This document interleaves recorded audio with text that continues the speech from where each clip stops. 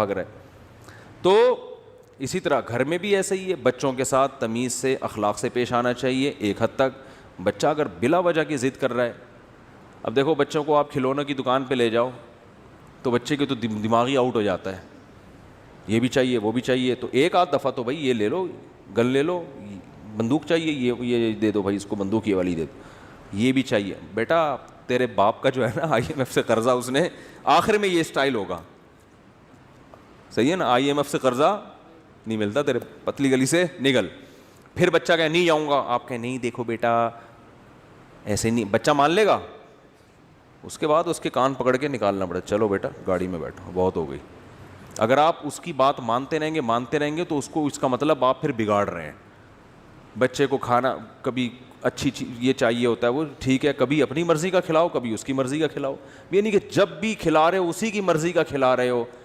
اس سے بچہ کیا ہو جائے گا, بگڑ جائے گا. جس بچے کی ساری خواہشات بچپن میں پوری ہوں وہ بچہ بنتا نہیں ہے, بگڑتا ہے وہ.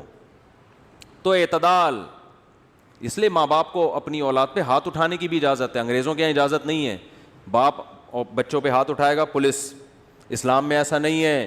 باپ کو رائٹ ہے کہ وہ اپنی اولاد پہ ہاتھ اٹھا سکتے ہیں, ہاں بے تحاشا نہ مارے, بلا وجہ نہ مارے. حضرت مفتی محمد شفیع صاحب رحمہ اللہ تعالی, جب یہ حضرت مفتی تقی عثمانی صاحب, حضرت مفتی رفیع عثمانی صاحب چھوٹے تھے نا, تو یہ فرماتے ہیں کہ ہمارے والد صاحب کا یہ معمول تھا کہ جب اولاد کو کبھی مارنا ہوتا تھا نا, تو جس وقت غصہ آتا تھا اس وقت نہیں مارتے تھے, جب غصہ تھمتا تھا پھر ٹھکائی لگاتے تھے. اس لیے کہ غصے میں حد سے تجاوز ہوتا ہے. تو اپنی اولاد کو بھی اتنا مارنا کہ حد سے تجاوز ہو جائے, یہ اپنی ٹھڑک نکال رہے ہو.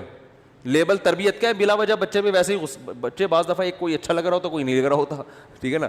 ایک بچہ شکایتیں لگاتا ہے امی سے جا کے آپ کی, تو آپ کو بلا وجہ اس پہ غصہ آ رہا ہوتا ہے, تو آپ لیبل یہ لگا رہے ہوتے ہو کہ میں اس کی تربیت کر رہا ہوں. اصل میں آپ کا جو خود اپنی کھوپڑی کی سیٹنگ آؤٹ ہوئی ہے, بلڈ پریشر کے مریض ہو یا کوئی اور مسئلہ ہے, وہ غصہ اس پہ جاری کر کے اپنے آپ کو ہلکا کرنے کا موڈ ہوتا ہے. تو یہ ظلم ہے, اس کا قیامت میں جواب دینا پڑے گا.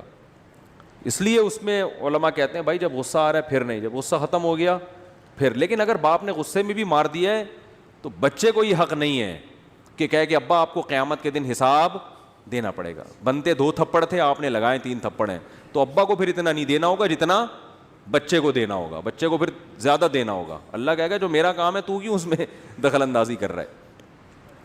اور میرے شیخ جو سفید ریش بزرگ تھے, جن کے چہرے پہ ایسی نورانیت جو دیکھتا کہتا ہے یار اللہ نے کیا نور دیا ان کے چہرے پر, تقوی اور اللہ کے خوف کا نور, اللہ کی محبت کا نور. اور جب بیان کرتے تھے اللہ کی محبت کا جب تذکرہ آتا نا, تو ایسے حضرت کے جذبات بن جاتے تھے کہ بس